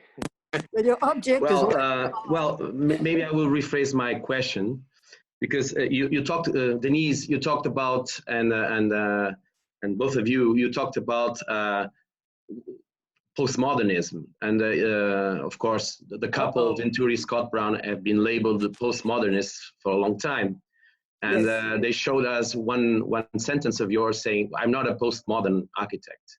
No, Bob said that. Yes. What about you? What would you say? Okay, I've also said, Bob, you are wrong. You are thinking of what Philip Johnson does. Mm-hmm. You're not that, and I'm not that, and we call that not postmodernism but POMO. And it's a bastard as far as we are concerned. Mm-hmm. And postmodernism arose out of theology, philosophy, and it arose after World War II. And a lot of it was in relation to the Holocaust. And they said this is the end of innocence, and a false naivety is an evil thing. And you have to be sophisticated about what you do. And there's even one more thing like that. Yes, in the Jewish religion, when we go to synagogue on the Day of Atonement, we pray for forgiveness for having a false zealotry, for following false prophets. Mm-hmm. And that's what we were saying, and Umberto Eco writes about that too, the loss of innocence. I think a lot of people do. And so if you go out and you say, I said it in Johannesburg once to a German refugee, and she'd been in the Bauhaus, and she was working on voluntary housing support for African people. And I said to her, why, when you were at the Bauhaus, couldn't you offer all the advantages of modernism, the glass and steel buildings rising in the sun and the parks? Why couldn't you offer that to Africans? And she looked at me in amazement. She didn't say anything. She just began laughing and laughing and laughing and laughing. But that was my first warning that early modernism, which I still believe is what I am, and by postmodernism is an updating of its precepts for today. That's what I feel about postmodernism. It's still, the precepts still hold. But what I didn't know was that when they went on to urbanism, they just didn't have the background and the knowledge and the skills to be able to bring what I'm talking about now to that question. And so the early modern urbanism was not the quality of early modern other thought. And that's when the Smiths started contesting it, and I followed very happily. I have been studying architecture since I was 2 years old.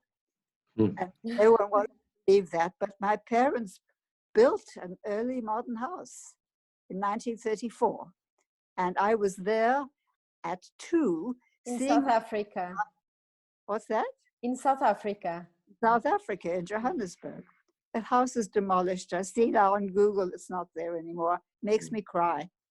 But it was such a beautiful house. And they were disciples of Le Corbusier. Le Corbusier wrote them a letter saying, why don't you find a Croesus? That means a very rich man. A Croesus in Johannesburg, a place of gold. And he can bring me to Johannesburg and we can do a project together. He's writing to Rex Martinson and Herbert Cook and all those people. Well, they were my mother's school friends in architecture school. And when she had to leave and she married, we built a house by Norman Hanson. It's a really beautiful house.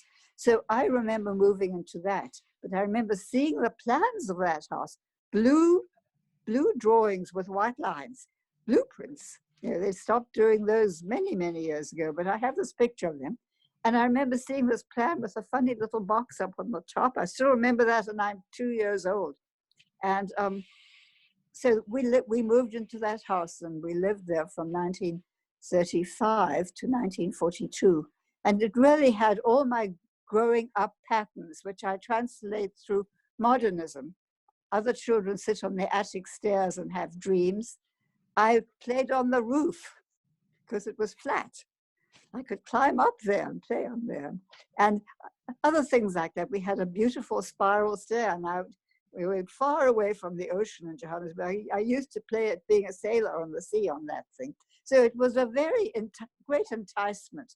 The first door handle I could reach had to be much higher. The 3-year-old can reach one down here. I had to go up here because we had one of those modern L-shaped ones to pull it down for me to open. I remember when I achieved that. Sorry, I just turned that on by banging it. So I have all these, I really do believe that. And then my mother used to draw for us a great deal. And she'd say, let me draw you the way a modern architect would draw a car. And she'd draw something that looked like that Volkswagen that appeared early after the war, the one with the big blunt front. She said, that's the way an early modern architect would draw a car. So she foresaw the future in that. But she led me into many, many things of that sort, but also into African things. And that African theme and the African landscape and all of that runs parallel with these other themes. You will get bored and you've had your lunch, it's probably time for your supper. No, here it's 4:30, more or less. Oh, well, tea time. Well, if I can just finish my question. Yes. I think you are more interested on post-functionalism approaches, which means what you were addressing when you went to London and you met the independent group. And I would love you to speak about this meeting with the Smithsons, with Richard Hamilton, Palozzi, and all these people. What were you really understanding? That there was a way of getting out from the functionalistic approach of the modern movement? No, I wasn't doing that. I was saying that I was very interested in social questions coming out of Johannesburg as apartheid came. My university, unlike the German universities, which became Nazi like that, they fought for about 2 or 3 years against it and finally had to give up. We were very involved in the social questions of architecture. I was, and I was happy to see the Smithsons were, but I was also, as a modernist, and as a young people want to break rules. So I like breaking the rules, and modernists did that too. They said, forget about all the stuff and so one way or another, I like many of the aspects, but I found that functionalism could be defined in other ways. And I say functionalist for who? That came from the social planners at Penn, from people like Paul Davidoff and Herb Gans and others. And very much they said, who decides is a political question. And we have democracy so people can decide. But when it comes to planning, the political people take over, and you can't just say, let politics decide, because look how Trump decides. So in other words, it's not enough to say the people will decide. And he evolved the idea that planners who are socially concerned should hire themselves to citizen groups and let them go to work, working with the planners, but representing their interests, not just everyone's interests. And I found that functional for who, if I'm working, and he would say, it depends who you are paid by. You can say we're working for all the people. You're paid by the Chamber of Commerce. You're working for the business people, whatever you say. So who are we working for? It depends where you are. And when I was working as an advocate planner to stop the expressway on South Street, I certainly learned that. The people in the planning commission said, as long as that woman is in that office, they will never get a job in Philadelphia. So who are you working for is part of functionalism. But there's another part. We are taught that there are relationships between the bedroom and the bathroom, the living room and the dining room. And then you kick open the front door. And what happens then? Oh, you are a formalist. No, you're not. You're really trying to say, if you have a campus building here, and there's another one here, and you have a big lecture hall here, and they have a coffee shop here, you will get movement. That's called linkage. Think about those linkages. There's some you want and plan for, there's some you don't want and try to keep them away. That's functionalism. And you get further, and in Toulouse, we did a municipal Conseil Général in Toulouse. And there was this huge site. They cleared the whole site. We asked them not to, but they did.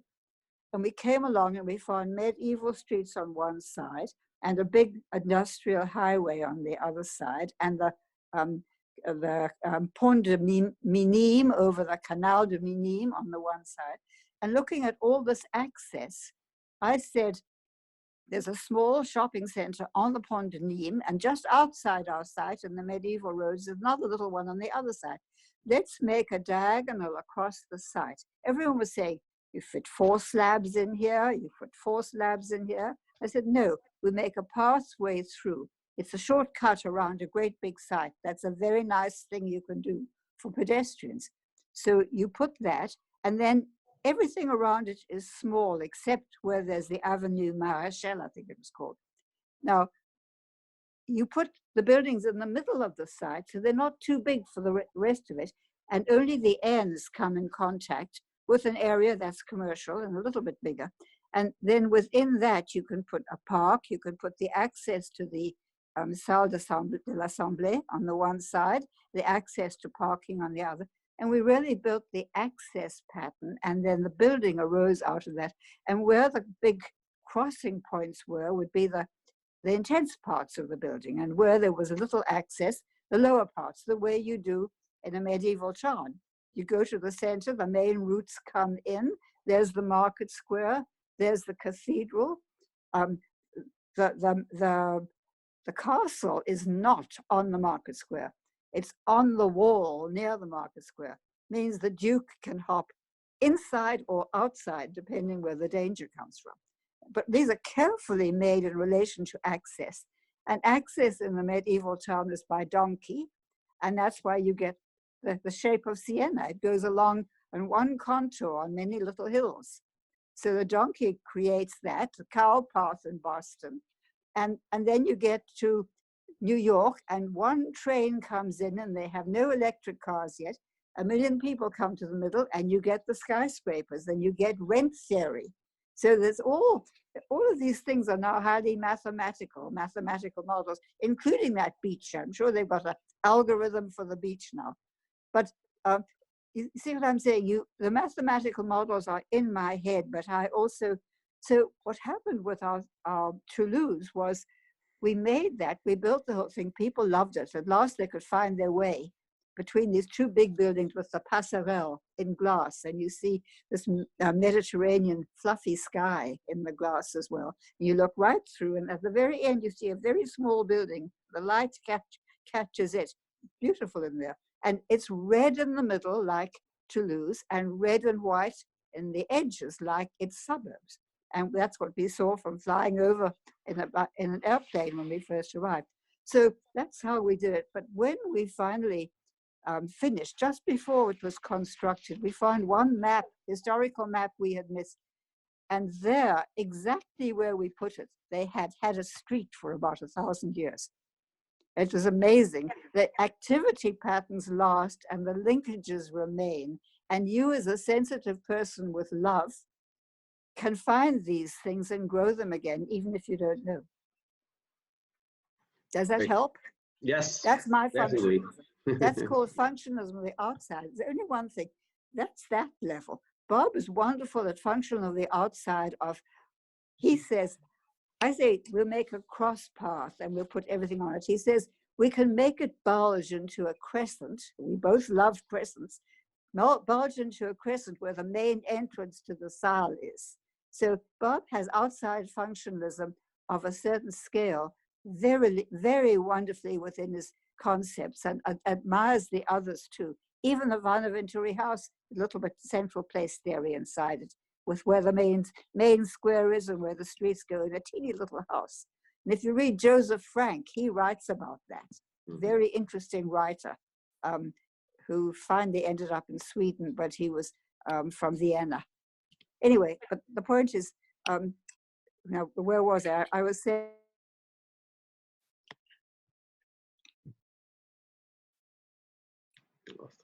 ¿Qué pasó? ¿Qué pasó? Se desconectó. ¿Se desconectó? Sí, creo que sí, porque no la veo aquí. Ha sido verdaderamente un placer y una sorpresa contar con la participación de Denise Cobb-Brown. Yo creo que su aporte y su participación final ha ayudado, ¿no?, a aclarar una serie de cosas y ha podido responder específicamente a algunas preguntas. Y thank you very much, Denise. Esperamos que te llegue después, ¿no? Le haremos llegar la grabación. Y les invitamos todos a la exposición que inauguraremos en Girona. Esperamos sin cambios en septiembre. Y sobre todo queríamos agradecer a Marta Sequeira la invitación que nos hizo. Siempre es un placer volver a encontrarnos físicamente o virtualmente, y hemos visto que a pesar de todo esta situación ha permitido que ciertos vínculos y relaciones se fortalecieran, ¿no?, a pesar de las circunstancias. Bueno, evidentemente hemos quedado todos muy complacidos de la presencia de Denise en esta presentación. Thank you very much, Denise. Ha sido muy interesante poder compartir con ustedes toda esta visión que hemos acumulado en el tiempo sobre la experiencia y la figura de Denise Scott Brown. Y bueno, nos queda solo agradecer a toda la organización de este evento, a Marta y a la Universidad Autónoma de Lisboa por esta invitación. Esperamos, como dice María Pía, que podamos tirar adelante esta exposición sobre la fotografía de Denise en cuanto antes. Gracias. Hasta luego. Muchas gracias a vosotros por esta magnífica conferencia que habéis dado. Creo que ha sido inolvidable. Estamos todos con muchas ganas de ver la muestra. Esperemos que en septiembre en Cataluña, en Girona.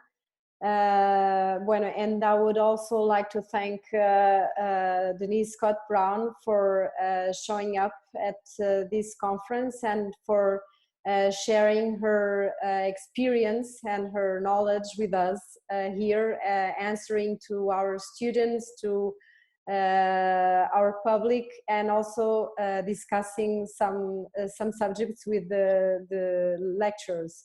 Thank you very much, Denise, e muito obrigada a toda a assistência que esteve aqui conosco. Esperamos encontrar-vos uma vez mais na próxima semana, esta vez com uma conferência de Daniela Pisani sobre Paulo Mendes da Rocha. Muito obrigada e até breve. Hasta luego. Hasta luego.